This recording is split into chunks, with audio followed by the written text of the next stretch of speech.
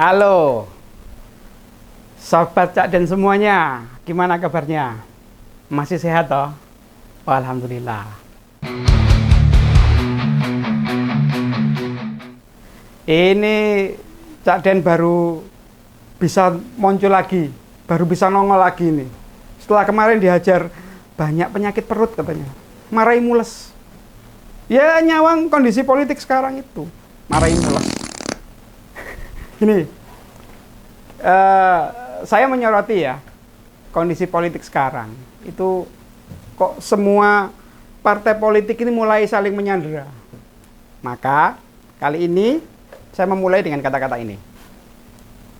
Ya inilah kalau politik itu dijalankan dengan saling menyandera. Siapa yang kuat menyandera yang lemah. Jadi ketika masih kuat bisa jumawa, bisa kemaki sak penake dhewe. Tapi begitu kekuatannya berkurang, bingung. Harus cari pelindung. Ya ini yang terjadi sekarang. Hati-hati aja. Ya sebut saja gini. Sebut saja si Mulyono itu alias Pak Jokowi ya. Yang sebentar lagi akan lengser. Awalnya dia pede. Ingin mengendalikan semua kekuatan politiknya itu. Dia presiden. Dia bisa dong punya kemampuan untuk itu. Cawe-cawenya meskipun ya dia tidak pernah mengakui kalau cawe-cawe, tapi itu bisa dirasakan gitu. Teman-teman tahu kan bahwa meskipun tidak diakui itu bisa dirasakan. Kayak entut. Jadi nggak tahu siapa tapi baunya ada, enak itu. Jadi Pak Mul ini dengan segala kekuatan, resources yang dia punya, darat, laut, udara, jasmani, rohani, semuanya pokoknya dikerahkan. Untuk apa? Untuk menjaga kekuasaannya tetap berjalan, tetap abadi, tetap lestari. Nah ini semuanya buat siapa? Menurut Sobat Cak Den, buat siapa? Ya buat keluarganya lah, siapa lagi? Buat anak-anak, mantu.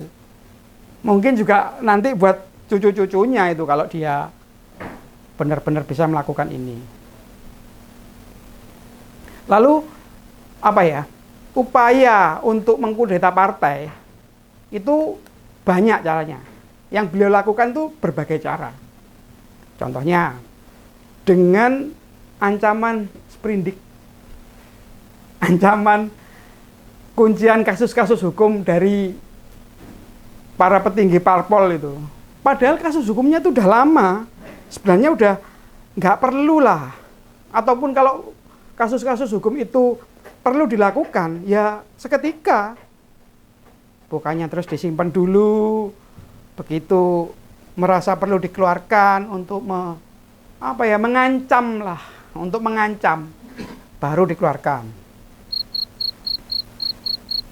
Dia melakukan ini dalam konteks menjaga agar kekuasaannya bisa terlindungi, kepentingannya bisa terlindungi. Sprindiknya juga dikeluarkan sakarpe dhewe ya toh. Kasus-kasus hukum lama misalkan. Banyak itu kita lihat sendiri aja di medsos, di TV-TV juga sering dibahas. Nah, terus hasilnya gimana? Ada yang berhasil. Tapi ada juga yang gagal. Yang gagal itu contoh paling seger itu adalah upaya beliau mengkudeta PDI Perjuangan. Nah, ini kan keblinger ini. Rada gadeli iki ngawur. Ya kan? Lah wong PDI itu jelas-jelas ya partai tradisional yang jasanya sama beliau besar loh. Mengangkat beliau dari nol sampai jadi kayak sekarang. From nothing to something. From zero to hero. Lah kok mau diambil alih? Yang ngamuk. Yang ngamuk bukan cuma yang katanya bilang Mak Banteng itu. Seluruh kader PDI. PDIP itu adalah partai yang solid sebetulnya. Yang solid, yang punya value, yang sampai sekarang hanya dua partai itu. PDIP dan Ya mungkin PKS lah, ya kan? Gagal diambil alih, ya sampai marah-marah. Tapi ya ada konsekuensinya. Apa? Kader PDI, kader PDIP di kementerian dicopot. Siapa? Pak Yasona Lauli, Menteri Hukum dan HAM. Dah dicopot, diganti. Ora nyenengke atine bose ya diganti. Hasilnya bisa dia memainkan partai-partai yang lain. Contohnya lagi yang berhasil siapa? Golkar. Golkar yang sekarang, iya. Golkar yang sekarang dipimpin Pak Bahlul. Pak Bahlil Hibiki itu. Iya enggak? Dia berhasil itu menunggangi partai itu. Karena apa? Memang mudah. Orang partainya juga masih dalam pemerintahan sekarang. Gampang. Disikat, diambil alih, bisa. Terus ada lagi. Ini tugas dari Menkumham terbaru nih. Mungkin ya. Yaitu ada upaya untuk mengkudeta PKB. Yang katanya PKB-nya Cak Imin atau Gus Imin. Yang katanya kemarin bikin muktamar tandingan itu. Aneh-aneh wae Pak Jokowi. Kabeh-kabeh meh dipek dhewe. Tapi gini, rencana busuk beliau ini ya kan. Rencana keblingernya ini kan buyar. Buyar karena keputusan MK yang kemarin itu. Keputusan yang pada intinya menggagalkan salah satu putranya, Ragile, Mas Kai. Itu menjadi salah satu calon pemimpin daerah setingkat provinsi. Padahal udah digadang-gadang itu lama banget. Bisa dikasih pilihan ke Jakarta, ke Jawa Tengah, atau bahkan kemana lagi ya? Banten mungkin ya? Iya kan? Itu bubar. Ya gara-gara putusan MK itu. Akibatnya apa? Akibatnya parpol-parpol yang lain, yang awalnya itu takut ya, takut terus kemudian mengkonsolidasikan diri, jadi Kim Plus itu, akhirnya sadar ya kan, bahwa ternyata kekuatan besar Pak Mulyono atau Pak Jokowi itu bisa dikalahkan, karena rakyat tidak menghendaki, bisa untuk berubah, konstelasinya bisa berubah, jadinya mereka sekarang berani kan. Lihat aja sendiri, menentukan arah partainya masing-masing. Sekarang fenomenanya kan banyak, lihat aja, gonta-ganti calon di masing-masing daerah lah.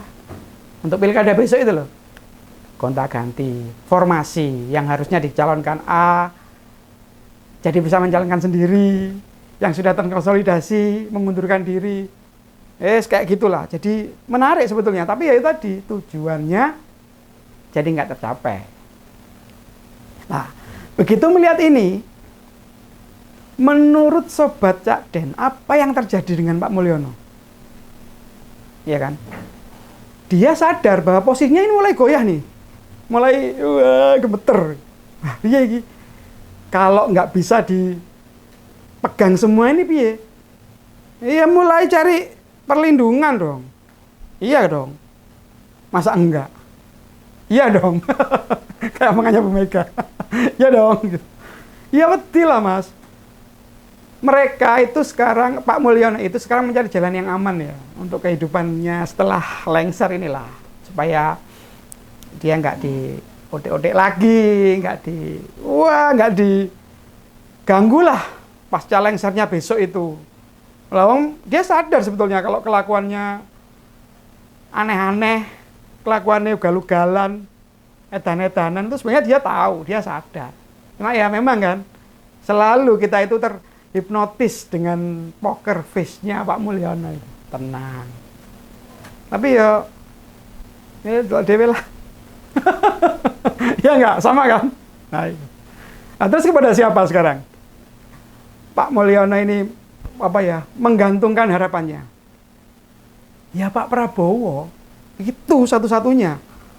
Itu harapan beliau agar besoknya hidupnya tenang. Dia dan keluarganya loh ya. Wong Mas Gibran udah ikut beliau. Ya enggak? Makanya nggak heran waktu kemarin kemarin waktu Munas Gerindra itu kan, dia udah datang nih, diundang. Bajunya udah sesuai, senada dengan Pak Prabowo. Dan di sana mereka saling mengumbar pujian. Yang satu, wah saya belajar politik dari ini orang Solo ini, Pak Prabowo bilang gitu. Pak Jokowi bilang, Pak Prabowo itu orang yang sangat spesial buat saya. Cie Pak, mulai ngerayu sampai mulai ngerayu kayak wong yang-yangan. Dia tahu sebetulnya. Apalagi terkuak nih di medsos itu. Akun si Fufu Fafa, Vivi Fufu itu tadi muncul ya kan. Wah, kebeter tambahan. Tambah panik lah. Orang akun itu isinya dulu ngelek-elek Pak Prabowo semua. Mulai cara jalan, putranya, macam-macam lah pokoknya ngeri-ngeri. Nggak bisa saya omongkan di sini. Ngakean titit terus. Lah kan modar kalau memang ini terjadi benar-benar. Wong itu akun-akun daiharnya Pak Mulyono yang menyerang Pak Prabowo waktu itu. Tapi masih relate lah. Jadi anginnya sekarang itu mulai berbalik arah. Kalau dulu Pak Prabowo yang garang, yang wah menghina-hina. Sekarang gantian, Mas Mul yang harus menjilat Pak Prabowo kan. Dari orang yang dulu munduk-munduk, oh iya Pak, manut Pak, dimasukkan ke dalam kabinet, sekarang gantian. Calon ex-presiden ini harus ganti menjilat Pak Prabowo supaya nggak di utek-utek nanti, ngeper lah. Takut dia, takut nanti anaknya jadi panseret, takut nanti kalau hal-hal yang harusnya nggak perlu muncul dimunculkan, ya kan? Harus gitu. Tapi pokoknya Sobat Cak Den jangan terpengaruh dengan muka poker face-nya Pak Prabowo itu, pinter dia itu. Susah nyari tandingan kalau itu. Nah, kalau sudah seperti itu, kira-kira loh ya, apa tindakannya Pak Prabowo? Begitu dia melihat atau merasakan bahwa Pak Jokowi ingin merapat lagi atau ingin, ya Pak, nanti tolong diamankan ya Pak, gitu-gitu. Kira-kira apa Pak Prabowo? Yang akan beliau lakukan itu apa? Ya nggak tahu, kok nanya saya sampai ngawur. Tanya sana loh. Iya kan? Yang penting ginilah, daripada nanti kita menduga-duga ya. Lihat aja nanti di medsos, di TV atau di mana-mana berita-berita di koran itu. Kita lihat saja endingnya. Apakah politik saling sandera ini masih bisa berlaku ya? Politik saling sandera ini akan dimunculkan terus-menerus gitu loh. Ketika Pak Prabowo nanti menjabat atau ketika lengsernya Pak Jokowi. Kapan itu kira-kira? Ya sekitar setelah tanggal 20 Oktober besok lah. Nanti semua akan kita lihat apa yang akan terjadi di negara ini. Kalau semua kekuasaan itu bisa mencengkeram kekuatan-kekuatan politik yang merupakan wujud dari kedaulatan rakyat.